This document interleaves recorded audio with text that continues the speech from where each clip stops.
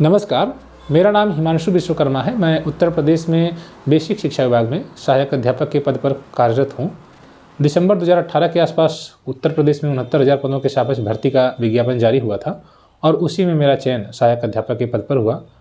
लेकिन आप सभी जानते हैं कि उसी समय रेलवे में ग्रुप डी के लिए भी विज्ञापन जारी हुए थे। साथ ही साथ उत्तर प्रदेश पुलिस में भी भर्ती के लिए विज्ञापन जारी हुए थे। मैंने तीनों ही परीक्षाओं में आवेदन किया था क्योंकि उस समय मैं अनएम्प्लॉयड था, बेरोजगार था। तो मन में इच्छा यही थी कि किसी प्रकार से सरकारी नौकरी मिल जाए और कोई भी नौकरी मिल जाए, और इसीलिए ग्रुप डी का मैंने आवेदन किया। और ग्रुप डी में मेरा रेलवे जोधपुर से सिलेक्शन जो प्रक्रिया है उसमें मैंने फर्स्ट स्टेज जो रिटर्न है वह क्वालिफाई किया था। बाद में मैंने उत्तर प्रदेश में सहायक अध्यापक के पद पर कार्य करना बेहतर समझा। लेकिन हमारी स्ट्रेटजी क्या होनी चाहिए, या मैं उस रास्ते से गुजरा हूँ जब आपको पीठ पर 35 किलो का वजन लेकर दौड़ना होता है ग्रुप डी के लिए, तो किस प्रकार से आपका चयन रेलवे ग्रुप डी में हो सकता है। क्योंकि आपने देखा है कि 32,000 पदों के सापेक्ष भर्ती का विज्ञापन जारी हुआ है। हो सकता है कि वैकेंसी बढ़ भी जाए, तो आपकी क्या स्ट्रेटजी होनी चाहिए, कैसे आप तैयारी करें, इस वीडियो में हम इसी विषय पर चर्चा करने वाले हैं। सरकार ने चूंकि एक छूट देते हुए जो ITI की अनिवार्यता थी उसको भी समाप्त कर दी है। अब अगर आप सिर्फ हाई स्कूल पास हैं, यानी कि 10वीं पास हैं, तब भी आप इस भर्ती में शामिल हो सकते हैं और नौकरी पा सकते हैं। आप सभी जानते हैं कि आज के समय में सरकारी नौकरी लगातार घट रही है और हर कोई चाहता है कि सरकारी नौकरी मिले, इसलिए कंपटीशन बहुत तगड़ा होने वाला है, ये भी आप समझ रहे हैं। क्या आपकी तैयारी होनी चाहिए, आइए इस पर हम चर्चा कर लेते हैं। सबसे पहले तो आप आवेदन करेंगे, अपने डॉक्यूमेंट वगैरह आप तैयार कर लीजिए। और पहली बात जो आपको, जब आप आवेदन करेंगे और उसके बाद जब निष्कर्ष पर पहुंचेंगे तो आप ये कहेंगे कि अरे इतने अधिक फॉर्म भरे हुए हैं, 1 करोड़ से अधिक फॉर्म भरे जाएंगे, 1.5 करोड़ के आसपास हो सकता है फॉर्म भरे जाएं, तो मात्र सीटें 32,000 हैं। तो अगर आप देखें तो आपको ये लगता है कि ये तो कंपटीशन बहुत हार्ड है। तो पहली चीज़ तो यह है कि इस ग्रुप डी के चयन में, इस पूरे रास्ते में अगर आप बनना चाहते हैं, ग्रुप डी में जॉब करना चाहते हैं, तो सबसे पहले आपको अपने आप पर विश्वास बनाकर रखना होगा, खुद पर विश्वास करना होगा कि ये मैं कर ले जाऊंगा। क्योंकि अगर आप अपने आप पर विश्वास नहीं रख पाएंगे तो फिर आपका जो कॉन्फिडेंस है वो लूज पड़ने लग जाएगा। फिर आप पढ़ाई करेंगे तो भी वह आपका जो कॉन्फिडेंस जो घटा हुआ रहेगा उसकी वजह से आपके ऊपर प्रेशर बनता चला जाएगा और फिर आप लास्ट तक जाते जाते सब बिगड़ जाएगा। ये एक बहुत इंपॉर्टेंट चीज़ है कि आपको अपने ऊपर विश्वास बनाकर रखना होगा, सेल्फ बिलीफ सिस्टम होना चाहिए। देखिए यहाँ पर मैंने बताया है कि सफलता में अगर आप रेलवे ग्रुप डी में चाहते हैं तो खुद पर विश्वास करें। आप खुद पर आप विश्वास करें। जैसे 1.5 करोड़ फार्म भर गया, हकीकत यह है कि जो ग्रुप डी में अगर 1.5 करोड़ फार्म भर भी गया तो ये 1.5 करोड़ सभी आपके साथ कंपटीशन नहीं कर पाएंगे। कंपटीशन अगर होगा रेलवे ग्रुप डी में, मान के चलिए 3 से 4 लाख जो कैंडिडेट हैं, जो पढ़ने वाले हैं वही हैं, बाकी सभी पढ़ने वाले नहीं होते हैं। हर परीक्षा में, छोटी से लेकर बड़ी परीक्षाओं में आवेदन लोग कर देते हैं, काम कहीं और करते रहते हैं, कुछ और कहीं, कोई बाहर चला गया काम कर रहा है, वो आगे बस परीक्षा देकर चला जाएगा वापस। तो इन लोगों का होना नहीं है। आप ग्रुप डी में अगर, या आप कोई भी नौकरी में अगर बनना मतलब सिलेक्शन लेना चाहते हैं, तो पहली बात तो यह है कि आपको ये समझना पड़ेगा, उसका आकलन करना पड़ेगा। और मैं वही आपको आकलन बता रहा हूँ कि 1.5 करोड़ फॉर्म देखकर आप घबराइएगा मत। क्योंकि पहली चीज़ आपके सामने ये कि इतना ज़्यादा फॉर्म भर गया, 4 लोग आपको निगेटिव, जो नहीं पढ़ने वाला होगा वो आपको यही बताएगा, अरे यार बहुत ज़्यादा फॉर्म भर दिया गया, इतने फॉर्म, इतनी वैकेंसी कम है, इतने ज़्यादा फॉर्म, इतने ज़्यादा आवेदन है। आपको एक सीट से मतलब, आपके दिमाग में ये विचार होना चाहिए कि चलो 32,000 ही अगर है, मान लीजिए सरकार अगर बढ़ा देती है तो वो अच्छी बात है, उस पर आगे दूसरी विषय हो जाएगा कि 64,000 हो जाए, 1 लाख हो जाए। लेकिन आपको ये ध्यान देना है कि मेरे लिए बस एक ही सीट चाहिए, मुझको उस 32,000 में मेरा सिलेक्शन हो सकता है। और आप यकीन मानिए कंपटीशन सिर्फ 3 से 4 लाख लोगों में है, और उसमें बहुत तगड़ा कंपटीशन 1 से 1.5 लाख लोगों में होने वाला है। 1.5-2 लाख में उससे ज़्यादा कंपटीशन है नहीं, बाकी सब सिर्फ संख्या है।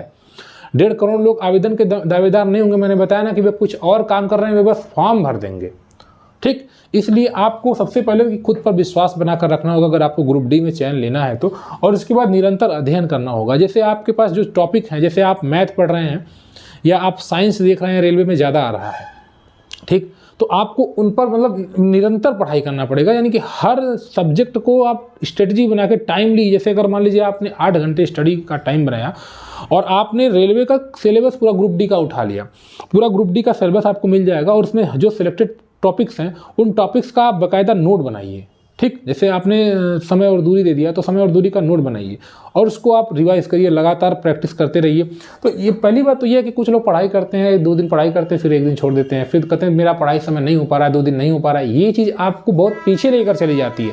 अगर आपकी तैयारी के बीच आपका निरंतर अध्ययन नहीं हो रहा है, आप छोड़ रहे हैं, गैप कर रहे हैं, तो यकीन मानिए फिर चीज़ें आप बहुत पीछे चले जा रहे हैं। इसलिए ग्रुप डी में वर्तमान जो स्ट्रेटजी है वो पहली, दूसरा पॉइंट इसमें यह है कि आपको निरंतर अध्ययन करना पड़ेगा, रेगुलर आपको पढ़ना पड़ेगा। आप एक सेट कर लीजिए टाइम कि मुझे 6 घंटे या 8 घंटे यहाँ पर डेली स्टडी करना है और उसमें आपका जो टॉपिक्स है, जो सब्जेक्ट है अलग अलग, आप उसको बांट कर पढ़िए। निश्चित रूप से यह आपके लिए बहुत फ़ायदेमंद साबित होगा। और एक और चीज़ होती है कि मैथ में आप प्रैक्टिस अधिक करिए। दूसरी बात एक और है कि रिवीजन करिए। जैसे अगर आपने एक हफ्ते में 6 दिन जो भी पढ़ाई की, सोमवार से शनिवार तक जो पढ़ाई की, रविवार को उसका रिवीजन करिए। आपने जो पढ़ा उसको रिवाइज किया कि नहीं रिवाइज किया। अगर आप रिवाइज नहीं करेंगे तो यकीन मानिए चीज़ें भूलने लग जाती हैं और ये हर किसी के साथ समस्या है। ये आपके साथ, आपको ऐसा कभी कभी लगता है कि अरे मुझे तो सब याद हो जाता है लेकिन मैं भूल जाता हूँ। भूल इसलिए जाते हैं क्योंकि रिवीजन नहीं करते हैं। रिवीजन करिए, नहीं भूलेंगे, याद रखिए। आप रिवीजन करिए, आप पूरे सिलेबस को एक बार देख लीजिए। आप अपने कमरे में जहाँ पर आप पढ़ाई करते हैं, आज ही आप रेलवे का पूरा सिलेबस वहाँ चिपका दीजिए और उसके बाद वो आपका एक जो चैप्टर है उसको आप किसी तरीके से पढ़िए। आप यूट्यूब पर सर्च करिए, जिसका भी लेक्चर आपको अच्छा लग रहा है उसे पढ़िए। उसके थ्रू आप उसकी जानकारी आपको मिलेगी। जैसे अगर समय और दूरी दिखा दिए तो समय और दूरी को आप देखिए, अगर प्रतिशत आ गया तो प्रतिशत आप खोलिए और उसके बाद उसके कुछ सवालों को लगाइए, सीखिए।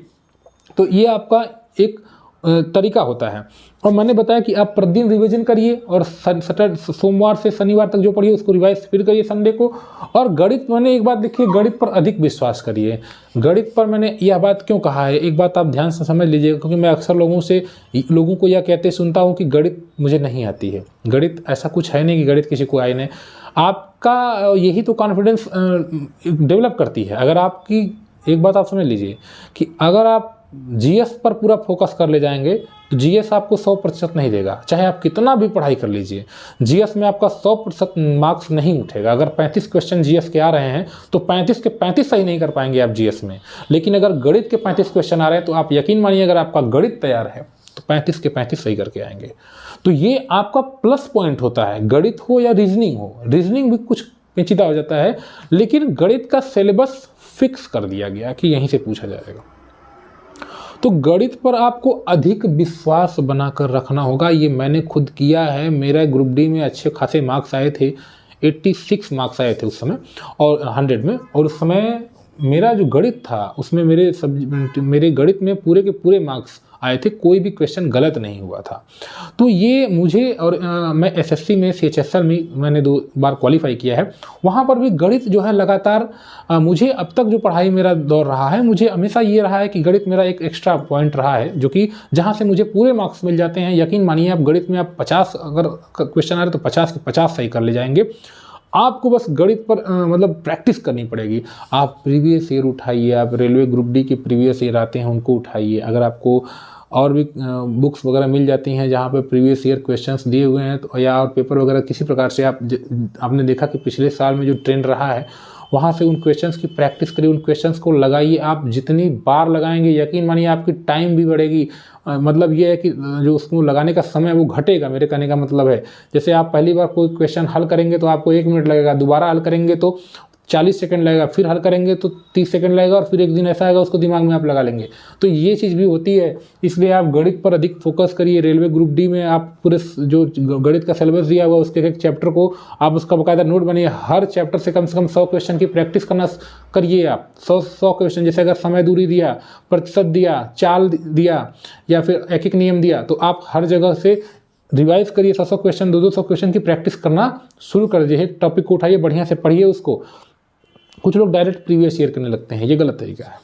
जब तक आपको कंसेप्ट नहीं पता रहेगा तब तक आप सिर्फ प्रीवियस ईयर क्वेश्चन करके आप नहीं हल कर पाएंगे क्वेश्चन को। पहले आप चैप्टर को बढ़िया से किसी टीचर से पढ़िए, यूट्यूब पर आपको अच्छे अच्छे टीचर्स मिल जाएंगे, उनसे आपको परसेंटेज पढ़ना है तो परसेंटेज लिखिए और सर्च करिए। और उसके बाद जो सिर्फ क्वेश्चन करा रहा है उसकी बातों को मत देखिए, आप जो कंसेप्ट समझा रहा है, जो आपको प्रतिशत पढ़ा रहा है उसको देखिए। और उसके बाद क्वेश्चन की प्रैक्टिस आप खुद से कर ले जाएंगे जब आपको कॉन्सेप्ट समझ में आ जाएगा तो। इसलिए आप गणित पर अधिक फोकस करिए, और मैंने यहाँ पर बात में लास्ट में लिखी है, अधिक से अधिक प्रैक्टिस करिए। जितनी ज़्यादा आप प्रैक्टिस करेंगे उतनी आपकी स्पीड बनेगी और आप उतने ही नज़दीक हो जाएंगे सफलता के। और ये तमाम चीज़ें हैं जो कि आपको फॉलो करनी चाहिए, ठीक है। और रेलवे ग्रुप डी के संबंध में लगातार, चूँकि मेरा भी एक्सपीरियंस रहा है इससे, इसलिए मैं भी इस चैनल के माध्यम से प्रयास करूंगा कि रेलवे ग्रुप डी के लिए इंपॉर्टेंट मटेरियल वगैरह आपको प्रोवाइड किए जाएँ। और यकीन मानिए, मैं एक चीज़ बार बार साफ कह देता हूँ कि आप आवेदन चाहे कितने भी हो, करोड़ 1.5 करोड़ तक हो जाए, लेकिन सिलेक्शन सबका नहीं होना है, और सभी तैयारी करने वाले होते भी नहीं हैं।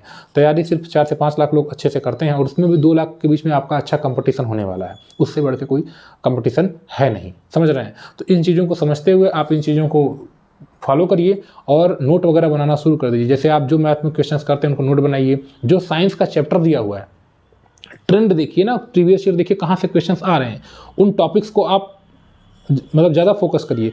अपने हिसाब से निशान लगाइए कि हाँ यहाँ से ज़्यादा क्वेश्चंस बन रहे हैं, इसके बाद उन क्वेश्चंस पे ज़्यादा प्रैक्टिस करिए। जैसे अगर हम लोग को जब दे रहे थे तो उस समय जो पीरियोडिक टेबल था वहाँ से क्वेश्चंस आते थे, हमेशा 3 से 4 क्वेश्चन आ जाते थे, तो उस पर फोकस किया गया, वहाँ पे ज़्यादा क्वेश्चन आने की संभावना रहती तो वहाँ से आए, ठीक। तो ये तमाम चीज़ें हैं जो आपको समझनी है। अभी आपके पास टाइम है, आप गणित पर पूरा लग जाइए अच्छे से, ठीक। अगर आपका सपोर्ट रहा तो हम निश्चित रूप से गणित की क्लास भी आप इस चैनल के माध्यम से प्रोवाइड करेंगे आपको, और चीज़ें आपको समझ में आ जाएंगी।